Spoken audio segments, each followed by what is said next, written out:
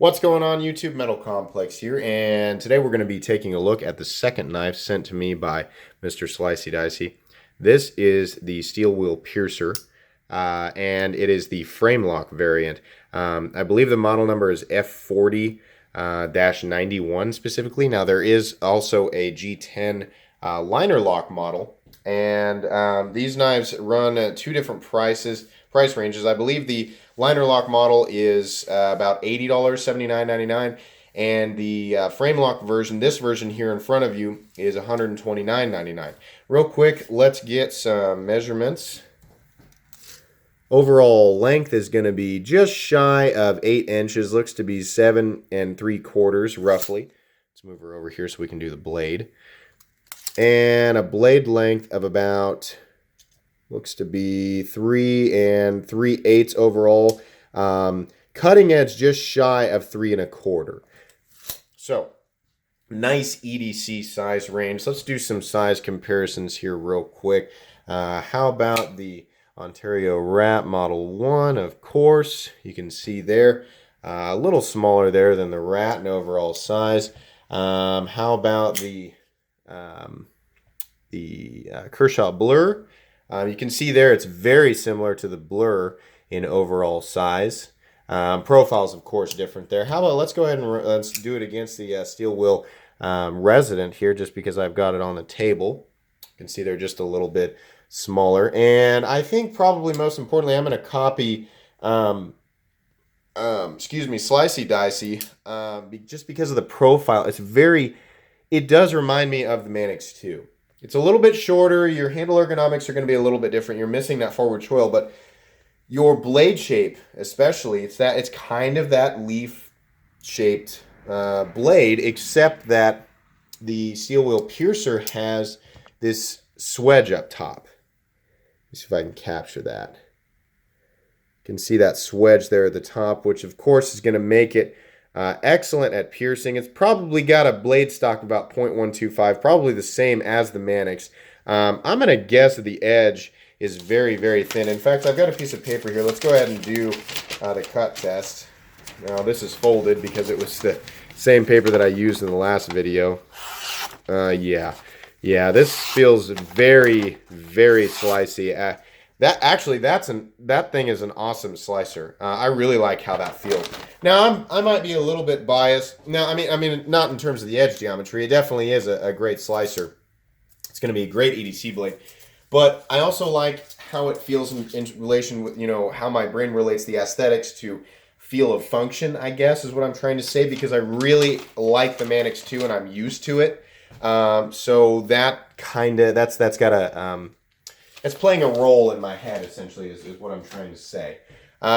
This knife is set up with a G10 front and a bead blasted titanium frame lock. I do enjoy this side of the titanium. It's the same for the same reason that I enjoyed the Chavez Ultramar. The way that they cut this around the pivot, that is pleasing to the eye for me. I don't know exactly why. It's just a preference of mine. When I see that, I really enjoy it. The front of this is G10. It's got a simple Torx pivot construction with 3 body screws, a backspacer back here, which is nice. So it's semi-open body with an extra standoff. It's got a lanyard hole back here and an interesting deep carry clip. I can't say I'm a fan of the shape of the clip. It looks really small, but I do like how deep carry it is. Some people are really, really going to prefer that. And I also like how it is connected over here. It looks like you can actually switch it. So it can be tip up, right, or left-hand carry, which is great. Now the opening mechanism works just fine in a pinch opening scenario or a reverse flick scenario. In fact, it works really well at both of those. But as far as your deployment this way, it's not going to work because your thumb, you're going to have to use wrist, because you're going to have to throw it this way, because your thumb will simply run into this part right here. So that doesn't really work as well. But again, do you really need to deploy it like that? Do you have to? You don't necessarily have to. Honestly, the way that your hand locks in on this knife, I think is more important than how, stylishly you flick it open. I really enjoy this sort of, this major primary choil right here that allows you to lock in right behind the blade. It's not quite, as aggressive as the forward choil on the Man X2, where you get up right behind the blade, but you certainly do lock in really, really well, and I like that. There's nice jimping there up at the top. This is a great working tool, and I appreciate that. Now, the steel is D2. D2 is a great steel, but we're in that, we're at the point where people don't want to see D2 above $100. They have a hard time seeing it above $50 because of knives like the Rat. And I think people forget, they get too caught up in how premium the steel is versus their idea of, what it should cost and blah, blah, blah. In terms of function, D2 is a great steel. It's got great toughness, great edge retention, decent corrosion resistance. You could argue that D2 is one of the most well-rounded steels that exists. In my opinion, the three most well-rounded steels that are out there are CPM 154, CPM S35VN, and CPM D2, each of them trading a little of this for a little of that. But this isn't CPM D2 to my knowledge, it's just plain D2, which is not, again, it's not necessarily a bad thing. I say that like, hey, keep in mind, it's not like you're getting a cheap steel. D2 is really good steel.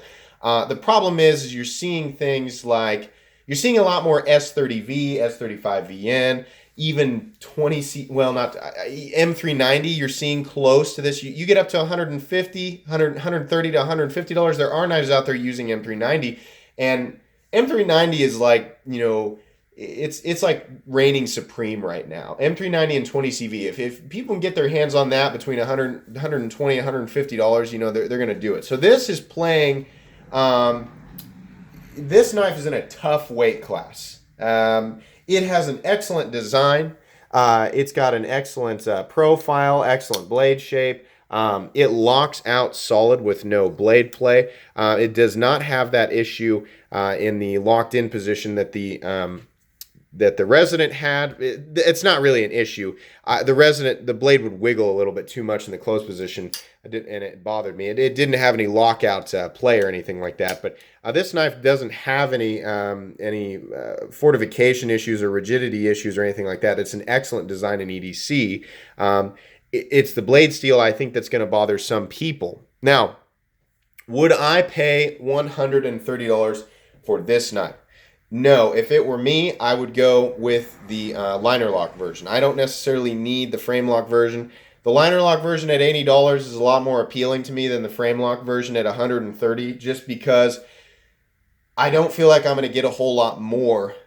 I don't feel like I'm going to get $50 more of a knife between the liner lock version and the Framelock version. Now, some people may disagree with me, and everybody's use scenarios are different. Everybody's theory of function and lockout and blah, blah, blah.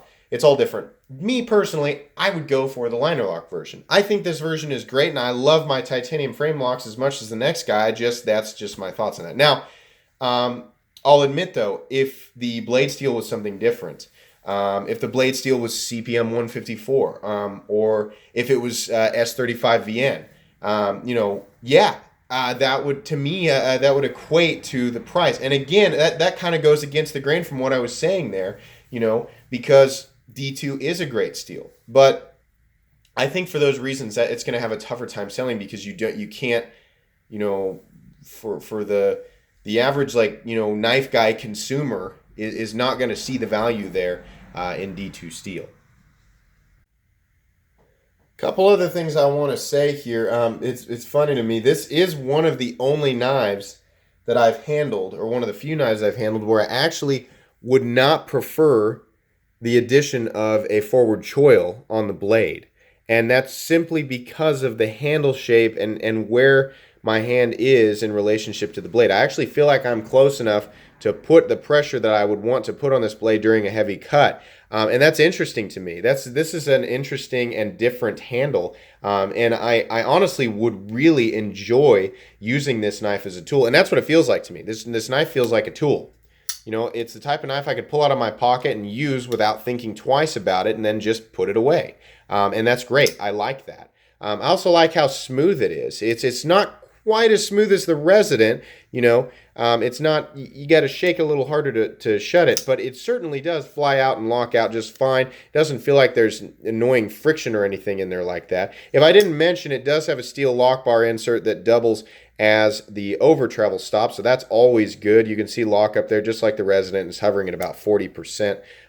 Very solid again. I do like the backspacer. I always like a nice backspacer on there, and it is still mostly open body, so it's going to be easy to clean out. There's no internal milling or anything like that, which, this knife is probably 3.5 to 4 ounces, so it's still right there in a good EDC weight range. Some people are always like, why, mill it out. Why isn't it milled out? Well, you mill out a bunch of pockets in there on a knife that doesn't really need it, and all you're doing is creating gunk traps, because those pockets allow dirt and debris and pocket lint to get in there, and then it makes it harder when you try and blow it out. That's not really that big of a deal, but I don't like that when I look inside my knife and see a bunch of crap. So sometimes I kind of it's the reason on my Manix that I went with a full liner version, because I like to be able to just blow it out and not have to worry about lint getting in there. And it's mostly an unsightly thing, but I don't know. I figured it was worth pointing out.